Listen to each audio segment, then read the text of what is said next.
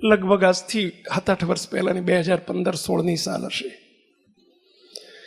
ગુરુદેવ બાપજી અવરભાવમાં એટલો મંદવાડ હજુ ગ્રહણ નહોતો કર્યો. બાપા અમદાવાદના દરેક વિસ્તારમાં સવારની સભામાં વારાફરતી જતા. દર સોમવારે નરોડા જતા, મંગળવારે મને લાગે ઘનશ્યામનગર જતા, બુધવારે કાટલોડિયા જતા, ગુરુવારે ઈસનપુર પધારતા, શુક્રવારે ધામ ઉપર પધારતા. બાપા વારાફરતી દરેક મંદિરોમાં સવારની સભામાં જતા. એક દિવસ સવારમાં ધામ ઉપર પધાર્યા બાપા, શુક્રવાર હતો. બાપા બધાના એટલે બધા ગાડી આગળ અમે બધા ઊભા રહી જઈએ, સંતો હરિભક્તો બધા ઊભા રહે. બાપા ગાડીમાંથી ઉતરે ને એટલે 2-3 હરિભક્તો બાપાના હાથ ચાલવા માટે, બાપા હાથ ચાલે ને સેવા મળે ને એટલે આગળ આવીને બાયણા આગળ ઊભા રહી જાય. સેવક દર વખતે જોયા કરે કે એક યુવાન, એક કિશોર, એક યુવાન હતો લગભગ 20-22 વર્ષનો, આપણો ઘરનો હરિભગતનો છોકરો, એ દર વખતે આમ હાથ લાંબો કરીને ઊભો રહે. 2-3 જણાએ હાથ આમ કર્યો હોય ગાડીમાંથી ઉતરતી વખતે, પેલાનો હાથ સૌથી આગળ હોય તો ગુરુદેવ એનો હાથ ના ચાલે. ઓલો વાહેવાળાનો હાથ ચાલી લે પણ એનો હાથ ના ચાલે. બાપજી કોઈના ફેસ સામું ના જોવે, પરંતુ એનો હાથ ના ચાલે. પેલાનું 2-4 વખત આવું બન્યું ને એટલે એક દિવસ બાપા ગયા ને શુક્રવારે, પછી રડતો રડતો મારી પાસે આવ્યો. મને કે સ્વામી, મારી કંઈ ભૂલ થઈ ગઈ હશે, મારો કંઈ વાંક હશે? બાપા મારો હાથ ચાલતા જ નથી.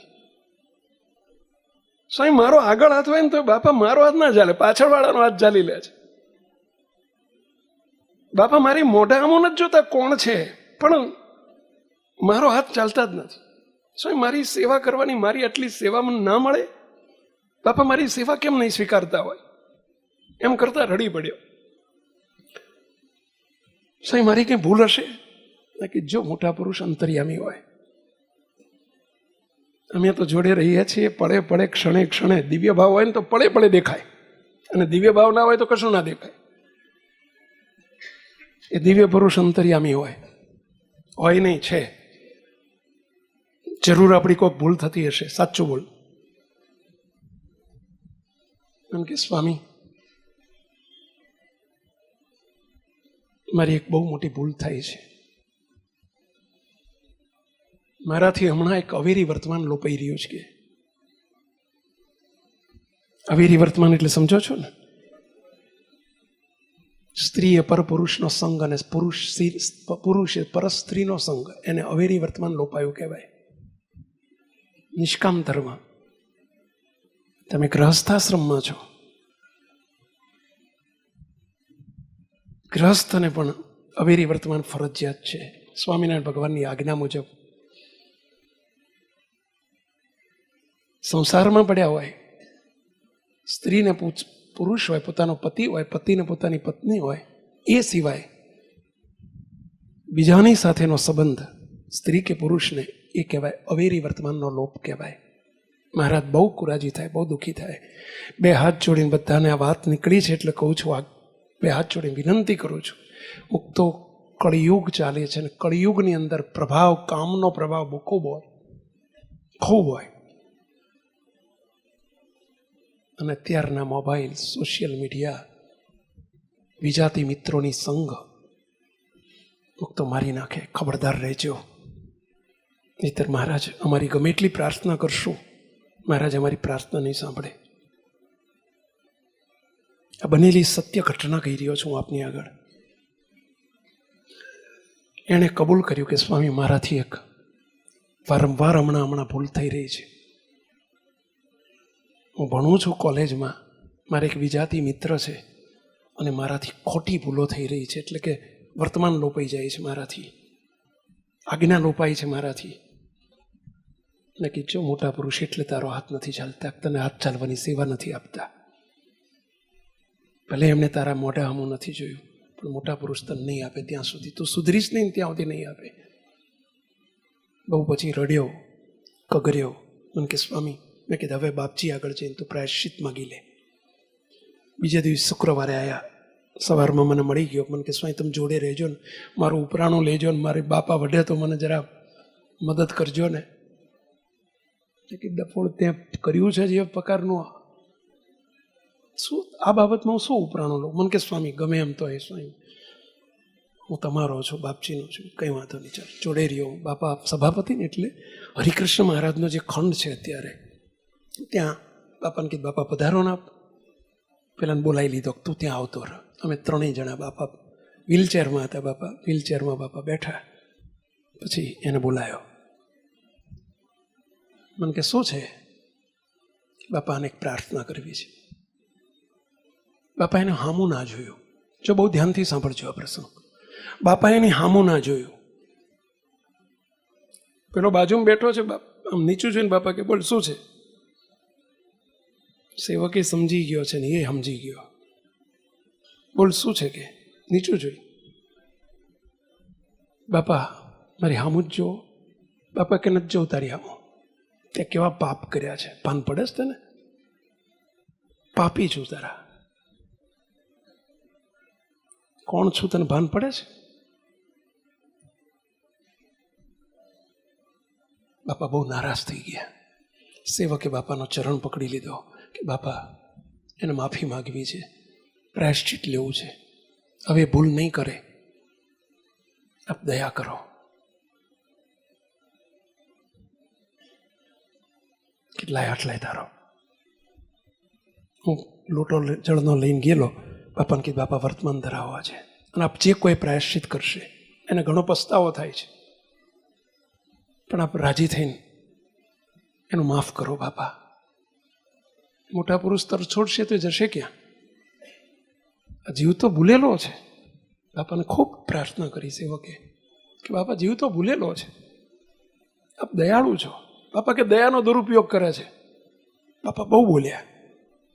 મોટા પુરુષ બહુ બહુ જ્યારે દુઃખી થાય ત્યારે અંતરમાંથી કેવી વેદના નીકળતી હોય. બાપા કે નપાવટ છે કે આજથી 2 વર્ષ પહેલા મેં એને માફ કર્યું હતું એક વખત.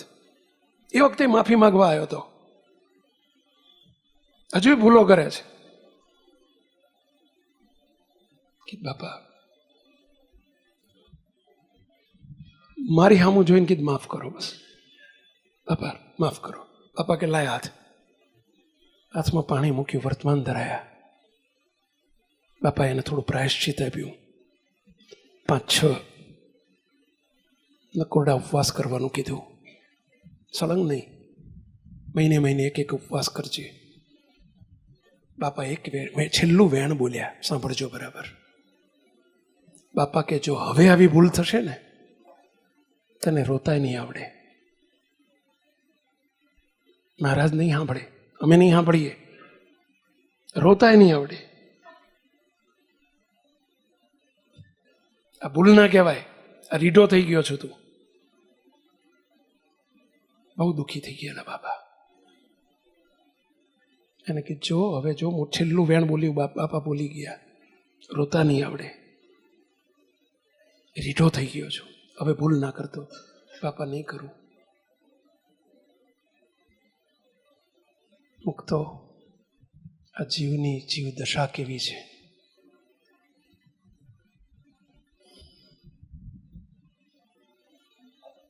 એવા પડી ગયેલા. આજે બાપા અવરભાવમાં પોતાનો અવરભાવ દ્રશ્ય કર્યો છે. મુક્તો આજે એને ન છોડ્યો એ ધંધો. આજે પેલો કયો રોગ કે છે, પેલો શું કહેવાય, એઇડ્સ, HIV શું કે છે, એઇડ્સથી રીબાઈ છે,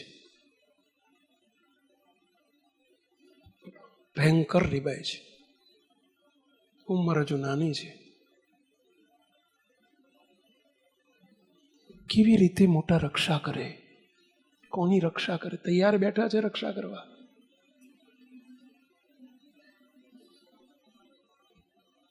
કેમ રક્ષા નથી કરતા? કોની રક્ષા કરે? જે એમના ગમતામાં, એમની મરજીમાં, ભગવાનની આજ્ઞામાં રહે એની રક્ષા ભગવાન કરે. તૈયાર બેઠા છે પળે પળે આપણી રક્ષા કરવા. પણ આપણે જ્યારે સુખ હોય, પૈસો હોય, દ્રવ્ય હોય, સંપત્તિ હોય, ત્યારે બાપજીના શબ્દોમાં કહું તો આપણે ઓડે આંખ્યું હોય છે. ઓડે આંખ્યું એટલે સમજ્યા પેલા વહ્યા આંખ્યું હોય છે. એ વખતે આપણે ભગવાનને નથી સાંભળતા, કોઈનું અંતર્યામીપણું, પ્રગટપણું ના વિચારે નથી આવતો, રીઢા થઈ જઈએ છીએ. ભયંકર રીબાય છે, ઘણું દુઃખ થાય છે અમને.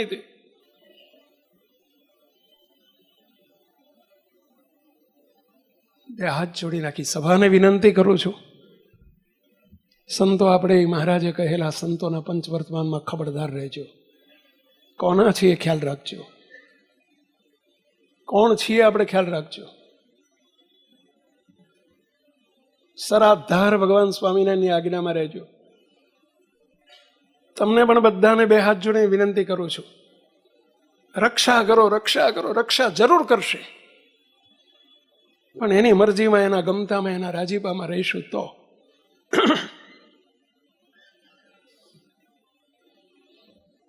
આપણા માટે આવી નોબત ક્યારેય ન આવે. કોણ જોવે છે, કોને ખબર છે? આપણે દુનિયાથી બીએ છીએ, લાજથી બીએ છીએ, આબરૂ ન જાય એનાથી બીએ છીએ. ભગવાનને સંતનો રાજીપો નહીં રહે મારી ઉપર, એને ડર નથી લાગતો, આપણને એની બીક નથી લાગતી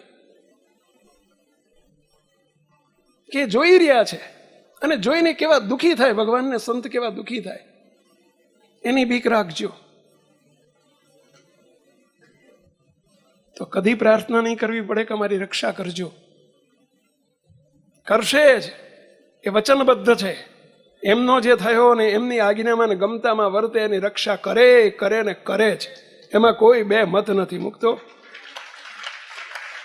પરંતુ મનમુખી જીવન આપણે ન જીવશો. કદાચ આપણો પનો ક્યાંક ટૂંકો પડતો હોય તો પ્રાર્થના કરીને છેટા રહેજો એવા દેશકાળ થકી. એકાંત, અંધારું અને અતિ પરિચય, આ ત્રણ વસ્તુથી બરાબર બચજો. ભૂંડો દેશકાળ છે ત્યારે સમજજો. સ્ત્રીઓએ પુરુષો સાથે, પુરુષોએ સ્ત્રીઓ સાથે એકાંતમાં ક્યારેય ન રહેવું.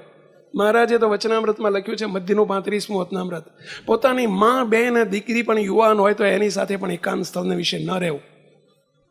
સ્ત્રીએ પોતાનો યુવાન પુરુષ હોય, પોતાનો યુવાન ભાઈ હોય, પોતાનો યુવાન દીકરો હોય, પોતાનો બાપ હોય તો એની સાથે પણ એકાંત સ્થળને વિશે ન રહેવું. તો પરસ્ત્રી સાથે, સ્ત્રીએ પર પુરુષ સાથે એકાંત, અંધારું અને અતિ પરિચય, આ ત્રણથી બચજો, છેટા રહેજો. નહીતર ભલ ભલા લપસી પડ્યા છે ને લપસી પડાય, ઉંમરને નાને કોઈ લેવા દેવા નથી. અમે 60 વર્ષના, 70 વર્ષના, 80 વર્ષના બુઢાઓને પણ લપસતા જોયા છે. અને એનું પરિણામ તમારે જ સહન કરવું પડશે, ભોગવવું પડશે. રોતા રોતા તમે અમારી પાસે આવો છો, ઘણી દયા અને ઘણું દુઃખ થાય છે. અમે માવતર છીએ તમારા, અમારે ને તમારે કોઈ સંબંધ નથી એવું નથી ભઈલા. અમે માવતર છીએ, દુઃખ થાય છે, ઘણું દર્દ થતું હોય, પણ કઈ રીતે પ્રાર્થના કરવી અને કેવી રીતે રક્ષા કરે? બીક રાખજો, ભગવાનની બીક રાખજો. દુનિયાની બીક રાખીએ છીએ આપણે, કોઈ શું જ મારી લેવાનું છે, પણ આનો દંડો નહીં ખમી શકીએ આપણે. જરા મર્યાદામાં રહેજો.